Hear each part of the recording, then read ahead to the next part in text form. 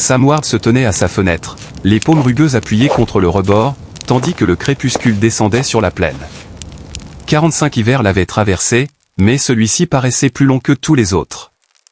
Sa barbe blanchissait au menton, et ses épaules portaient le deuil comme on porte une charge de pierre. 3 ans auparavant, il avait enterré sa femme sous un grand peuplier qui penchait vers le ruisseau comme s'il s'était brisé lui aussi. Depuis ce jour, Sam vivait dans un silence plus lourd que la neige. Non pas qu'il eût perdu sa voix, mais parce qu'il n'y avait plus personne à qui parler. La cabane gardait encore la forme de sa mémoire, un châle tissé restait accroché au dossier d'une chaise où il ne s'asseyait jamais, une étagère d'herbes séchées prenait la poussière, figée depuis la dernière fois où ses mains l'avaient arrangée. Le lit conservait un côté froid, toujours vide. Et l'enfant qui n'était jamais né, cette fille sans souffle, avait effacé chez lui tout désir de bâtir des berceaux. Alors il avait bâti des clôtures. Il avait réparé des selles. Et s'était tu. La ville, au loin, chuchotait sur lui. Certains disaient qu'il avait perdu la raison, d'autres prétendaient qu'il avait toujours été ainsi, un homme taillé de solitude et de silence. Mais ce soir-là, quand le ciel s'assombrit comme une échymose, un son inconnu brisa cette habitude. Pas le vent. Pas une branche. Un halètement faible. D'abord, Sam crut à un coyote blessé, mais ses mains avaient déjà pris le fusil par réflexe plus que par crainte. Lorsqu'il ouvrit la porte et qu'il vit la silhouette au pied du cèdre, il sut qu'il n'était pas prêt pour cela. Une jeune femme gisait dans la neige, recroquevillée comme si le froid l'avait vidée de toute chaleur. Sa robe était déchirée, son bras ensanglanté jusqu'au poignet, ses pieds nus. Elle semblait aussi immobile que les cerfs qu'il chassait jadis. Pendant un long moment, Sam resta figé.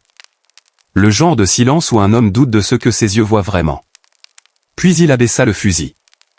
Il ne demanda pas qui elle était ni d'où elle venait. Il se pencha seulement et la prit dans ses bras avec précaution, comme si un simple contact pouvait la briser. Elle pesait moins qu'un chagrin. Son odeur portait celle de l'eau des rivières et de la fumée.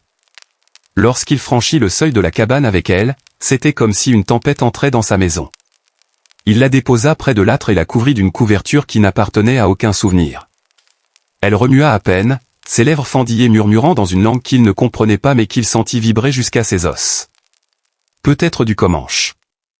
Il n'avait pas vu leur peuple depuis longtemps, pas depuis que les soldats étaient passés et les avaient chassés au nom de la paix. Mais cette fille, à peine 20 ans, avait le regard de ceux qui fuient plus qu'un ennemi. Il réchauffa de l'eau, nettoya sa plaie et la recousit d'une main sûre, celle d'un ancien médecin de guerre. Elle le regarda à demi consciente, sans gémir, sans détourner les yeux. Pas un mot ne fut échangé.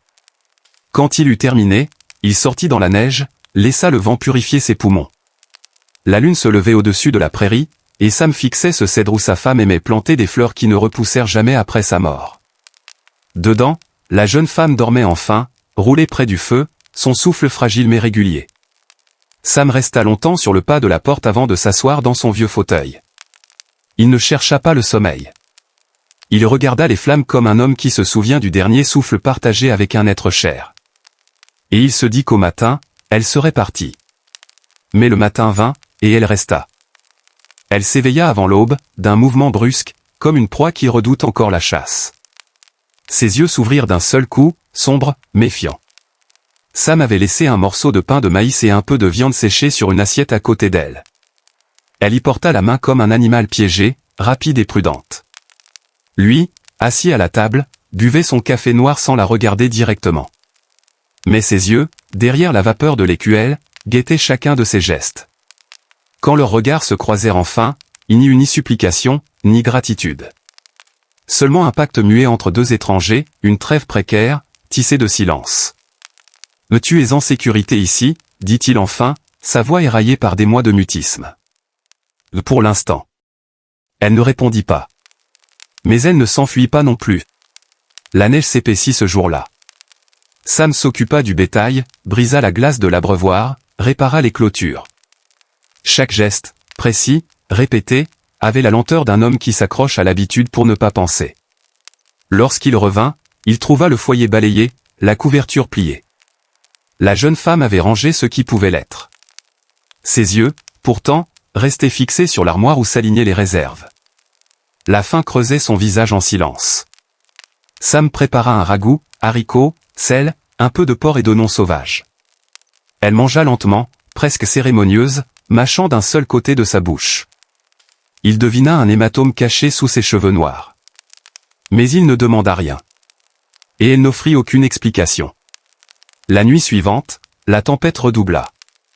Le vent mugissait contre les murs comme une bête en deuil. Sam raviva le feu et céda le lit. Il prit la chaise. Pas par bonté, se dit-il. Par nécessité. Le lit est plus chaud. Elle doit guérir. Rien de plus. Mais au milieu de la nuit, ses yeux s'ouvrirent. La silhouette de la jeune femme se dessinait à la fenêtre, fine et raide, son regard perdu vers l'horizon. Elle attendait. Ou redoutait. Sam se leva lentement. « Tu attends des ennuis ?» demanda-t-il d'une voix basse. Elle se retourna, le regarda enfin vraiment. Long silence, lourd et fragile. Puis elle acquiesça d'un signe. Il comprit alors. Les ennuis avaient déjà trouvé leur chemin. Et pourtant, quelque chose en lui se déplaça. Ce n'était pas sa guerre. Pas sa blessure. Pas son fardeau. Mais, d'une manière qu'il ne pouvait expliquer, cela était déjà entré dans sa vie. « Tu resteras cette nuit, dit-il. On verra demain. » Elle ne répondit pas. Mais elle ne recula pas non plus. À l'aube, il sortit nourrir les chevaux. Son souffle se glaça dans sa poitrine. Là, dans la neige immaculée, s'inscrivaient des dizaines d'empreintes de sabots. Une ronde serrée, comme un nœud coulant autour de la cabane. Il leva les yeux vers la crête. Et il les vit. Cavaliers, des dizaines, peut-être plus. Leurs visages peints de rouge et d'ocre, leurs lances brillant dans le soleil naissant. Leur chef se tenait en avant, drapé d'une cape de loup noir. Sa monture, la seule ornée de plumes, frappait le sol d'un pas lent et assuré. Les guerriers formèrent un cercle autour de la cabane. Pas un cri. Pas un geste hostile. Seulement ce silence pesant, plus menaçant que mille hurlements. Sam sentit sa poitrine se serrer. Pas de peur. Mais d'une clarté glaciale.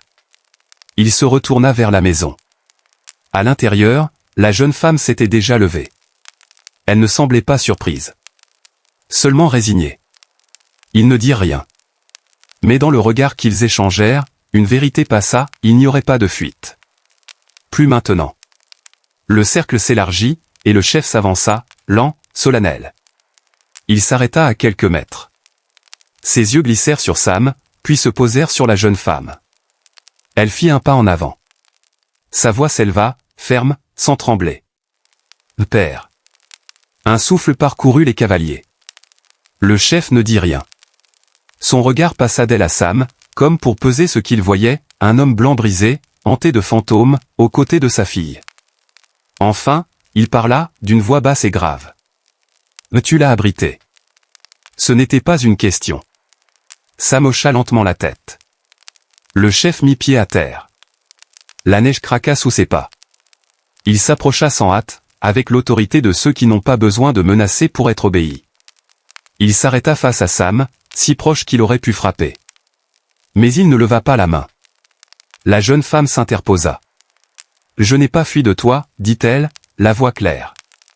J'ai fui des hommes qui ont pris plus qu'ils n'avaient droit. » Les yeux du chef s'assombrirent. Il se tourna vers Sam. « Mes guerriers n'attaqueront pas aujourd'hui, dit-il. Mais dans 3 jours, je reviendrai. Non comme père. Comme chef. » Puis il remonta sur son cheval d'un seul geste. Le cercle se referma. Et en silence, les cavaliers se retirèrent, laissant derrière eux la neige labourée de traces. Sam resta immobile longtemps, le souffle suspendu. Puis il rentra. La jeune femme était debout près du feu, son regard fixe. Ils ne parlèrent pas. Mais chacun sut que le temps leur était compté. 3 jours. 3 jours avant que le destin ne frappe à nouveau à la porte. Les jours suivants s'écoulèrent comme des grains de sable dans un sablier qu'on ne peut retourner. 3. 2. 1. Sam les comptait sans jamais le dire, chaque matin plus lourd que le précédent. La cabane, autrefois mausolée du souvenir, s'était peu à peu animée d'une présence qui n'était plus un fantôme. La jeune femme, il n'osait pas encore lui demander son nom, se déplaçait avec une grâce silencieuse. Ses gestes simples, ramasser du bois, plier une couverture, remplir une cruche, transformaient l'espace. Là où tout portait la trace d'un deuil figé, quelque chose reprenait souffle. Il parlait peu. Mais le silence n'avait plus la même couleur. Ce n'était plus une muraille. C'était un espace partagé. Un lieu fragile où deux vies se croisaient. Une fois, alors qu'elle balayait près du foyer, elle demanda, sans détourner les yeux de son geste. Le nom de ta femme. Sam resta muet un instant. Le nom lui parut aussi lourd que la pierre d'une tombe. Puis il souffla. Marjorie. Rien d'autre. Mais le soir venu, il remarqua que le vieux châle de laine, celui qui pendait depuis 3 ans sur la chaise vide, avait été soigneusement plié au pied du lit. À sa place, elle avait déposé une couverture neuve, comme pour redonner à la mémoire un écrin de respect et non plus de douleur. Sam se surprenait à l'observer, non par désir, mais par curiosité profonde. Elle semblait plus jeune que les ombres dans ses yeux. Et pourtant, son silence était celui de quelqu'un qui a appris trop tôt à écouter ce qu'on ne dit pas. Une fois, il la vit tendre un morceau de biscuit à une poule récalcitrante. L'animal, qu'il avait autrefois griffé, prit le pain doucement dans son bec. Sam comprit alors que cette fille portait une manière de comprendre les bêtes qui lui rappelait Marjorie. Un soir, il déposa sur la table une lanière de cuir souple. « Tu pourrais en faire quelque chose » dit-il simplement. Elle leva les yeux, les planta dans les siens, et répondit pour la première fois avec intention. « Merci. » 2 syllabes.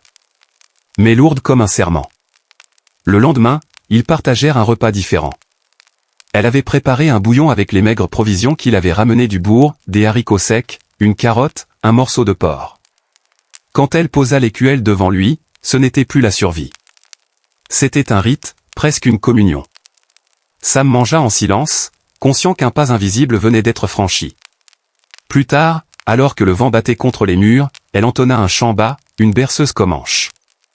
Sa voix était grave, tissée de sable, de vent et de fumée. Sam ne demanda pas le sens des mots. Certains chants ne sont pas faits pour être traduits. Il écouta simplement, comme on écoute une prière. Et, sans s'en rendre compte, il parla un peu. Pas une histoire. Pas un aveu. Juste des fragments, qu'il avait été médecin pendant la guerre, qu'il avait vu les champs rougis, qu'il était venu à l'ouest non pas pour l'or, mais pour le silence. Elle n'interrompit pas. Elle n'exigea pas plus. Mais il sentit, pour la première fois depuis des années, que quelqu'un entendait son souffle. Le 2e jour, il l'emmena dans l'enclos. Il lui montra comment tailler des courroies de cuir, comment les nouer de façon à tenir même sous la traction d'un cheval. Elle, en retour, lui apprit à lier des fibres d'agave pour fixer des flèches. Ils travaillaient côte à côte, leurs mains frôlant parfois la même matière. Le vent tournoyait entre eux comme une langue nouvelle. C'était comme bâtir quelque chose ensemble. Comme inventer un langage. Ce soir-là, elle tressa la crinière de sa jument. Sam la regarda, fasciné par la précision de ses doigts. Elle leva les yeux, surprit son regard, et esquissa un sourire à peine visible. Ce léger pli de ses lèvres défit quelque chose en lui. Il ne sourit pas en retour. Mais il sentit un poids quitter ses épaules, aussi furtivement qu'un oiseau prend son envol. La nuit, elle resta plus longtemps près du feu. Elle ne dit pas qu'elle resterait. Mais elle ne partit pas. Quand sa tête s'appuya contre le bois de son fauteuil, ses cheveux effleurant son bras, Sam ne bougea pas. Ils restèrent ainsi, 2 ombres cousues par la chaleur. Il voulut parler. Dire qu'il ne comprenait pas ce qui naissait là.